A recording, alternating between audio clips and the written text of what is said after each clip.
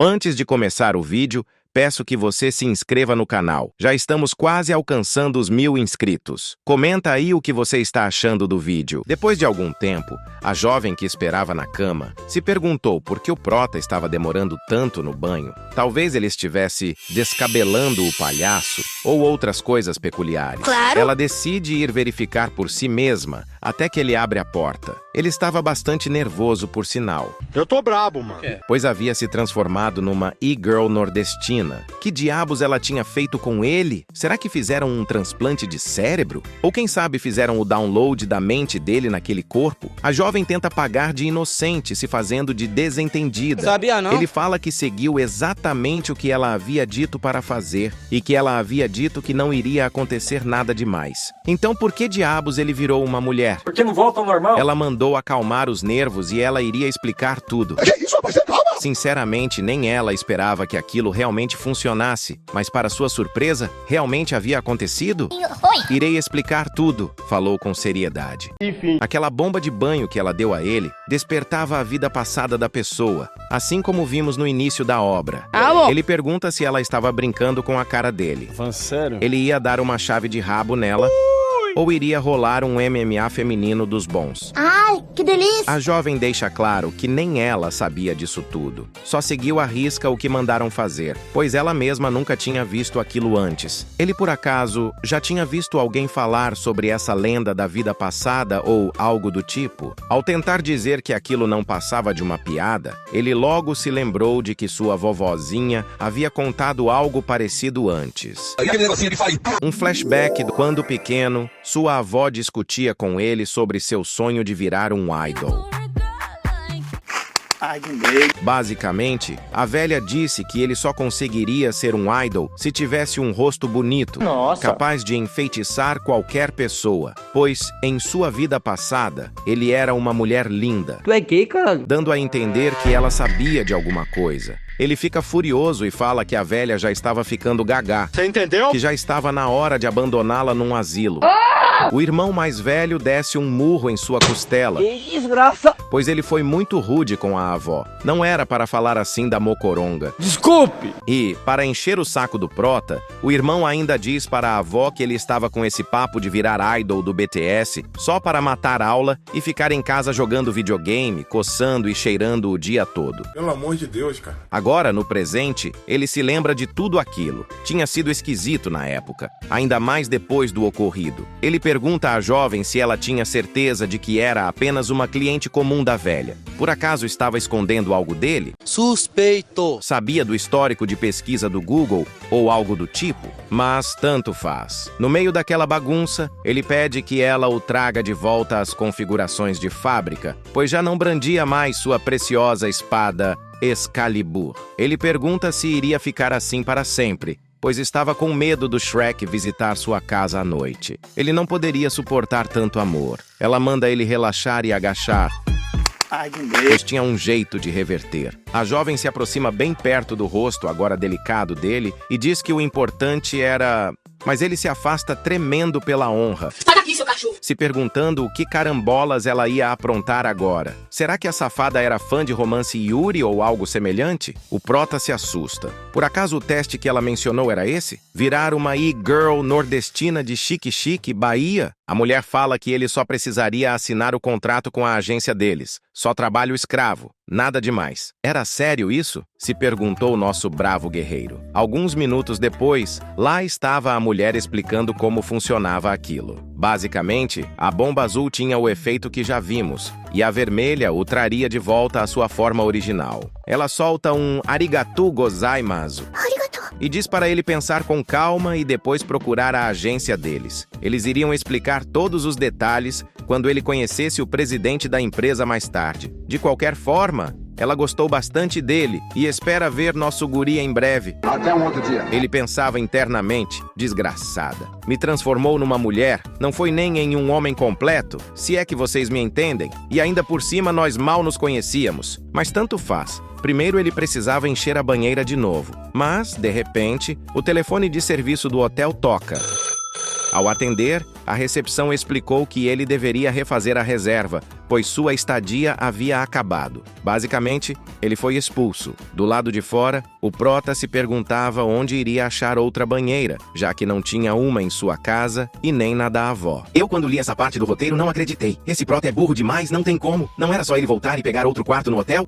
De qualquer forma, lá vai ele decidir ir perguntar à avó se ela sabia sobre isso tudo. Ao chegar à clínica da avó, lá estava ele parado, se lamentando, pois ela não estava lá. Ele se questionava por que ela não atendia às suas ligações. Será que tinha ido tomar uma cachaça? Ou algo pior aconteceu? A vizinha que caminhava na rua explicou que a velha tinha viajado. Ele se vira ao perceber que se tratava da fofoqueira número 1 do bairro, algo bem comum no Brasil. Em cada esquina você provavelmente encontra uma dessas. A vizinha se espanta com tamanha beleza do prota e comenta que ele parecia uma atriz. Assim. Ele pergunta se ela sabe quando a velha volta, enquanto a fofoqueira internamente admirava suas 2 pernas e a falta da terceira. Nossa. Ela explica que ouviu dizer que a velha viajou para um sítio sem sinal de celular. Não adiantava nada ele ligar. Ele fica sem palavras com a infeliz notícia. A velha meteu o pé. A cena muda para outro local. Nosso bravo guerreiro, Elu Delu, olhava as mensagens enquanto se perguntava o que iria fazer agora que estava sem saída. Ele não conhecia ninguém que tivesse uma banheira para ele descabelar o palhaço.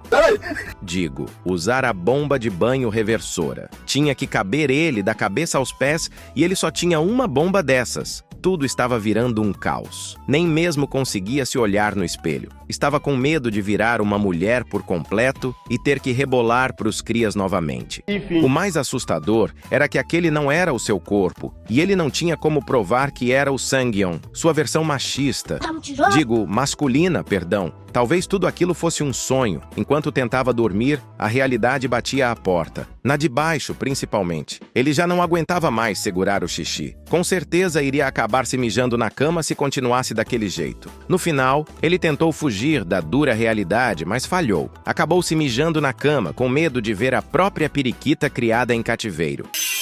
Ele precisava achar aquela mulher o quanto antes. A cena muda. No centro da cidade, vemos um grande edifício. Na entrada, a jovem de antes estava à frente do prota. Ela perguntou se ele realmente tinha vindo ali. Em pensamento, ela se sentia culpada por toda aquela situação. Ela diz para ele subir. Não precisava se preocupar em entrar ali, pois a filha do presidente da empresa estava por ali. E aquele era o momento perfeito. Nosso guerreiro estava parecendo uma mendigata. Calça amarrada com elástico para não cair e havaianas com prego. Ambos entram no lugar, enquanto ele refletia internamente que não estava acreditando que havia conseguido entrar numa agência gigante como aquela, principalmente vestido daquele jeito. A mulher chama por ele, mandando seguir adiante. Ela entrega algumas roupas novas. Com certeza devia ter sido desconfortável para ele vestir aquilo até agora, afirmou ela. Ele agradece e começa a se trocar, enquanto a mulher abre o provador para dar uma conferidinha de leves.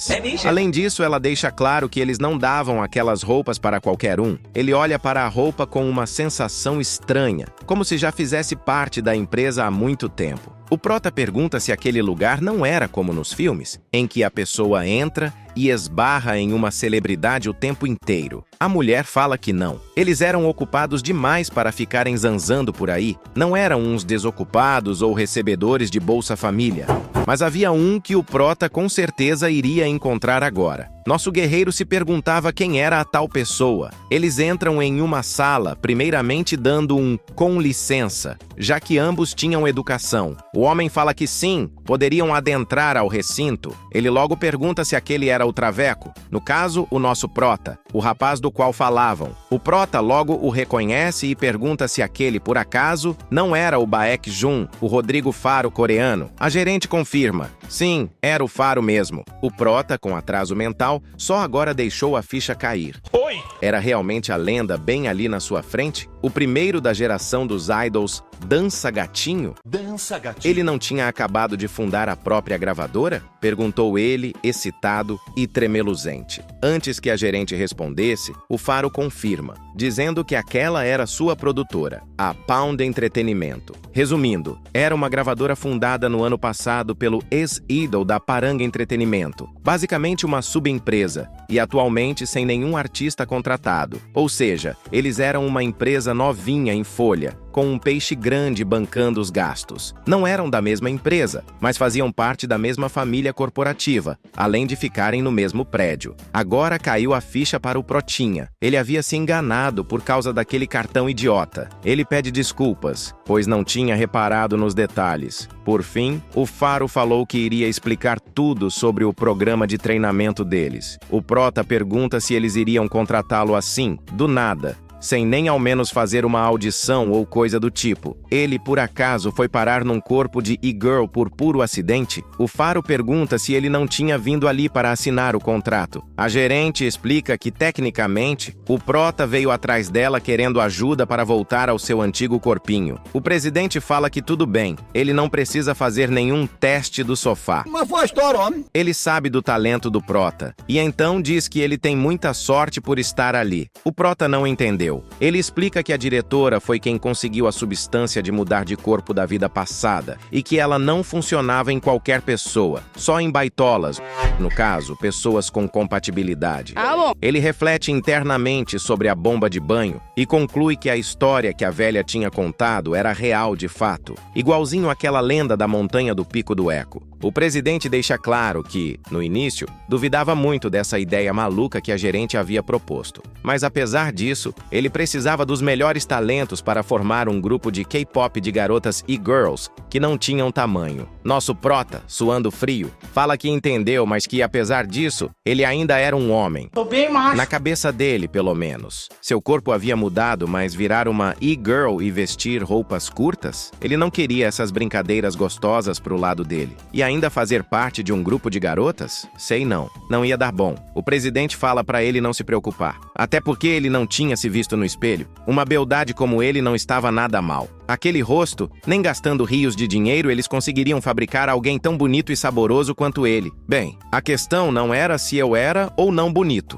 exclamou o Prota temendo pela sua vida. Internamente ele sabia. No universo dos idols, o jogo era completamente diferente para homens e mulheres. Ele pergunta, se não aceitar, então não teria mais chance alguma de conseguir virar um idol? Bem, ele podia provar que sabia dançar e cantar agora mesmo, se fosse o caso. O presidente pergunta se ele sabia qual era a qualidade número 1 que um idol precisa ter. Talento? Personalidade? Respondeu o Prota. Claro que isso conta, retrucou o presidente. Mas o mais importante de tudo é a sorte. O guerreiro parecia desconectado da realidade. Até porque, em toda a sua carreira vital, essa foi a primeira vez que ouviu essa resposta. O Faro, que não é bobo nem nada, mandou logo a real. Já que o assunto era sorte, eles iriam falar sobre a do nosso Prota. Ele comenta sobre o Prota ter gravado dezenas de milhares de vídeos de teste para audições. Eram fantásticos, de fato. E qualquer agência de fundo de quintal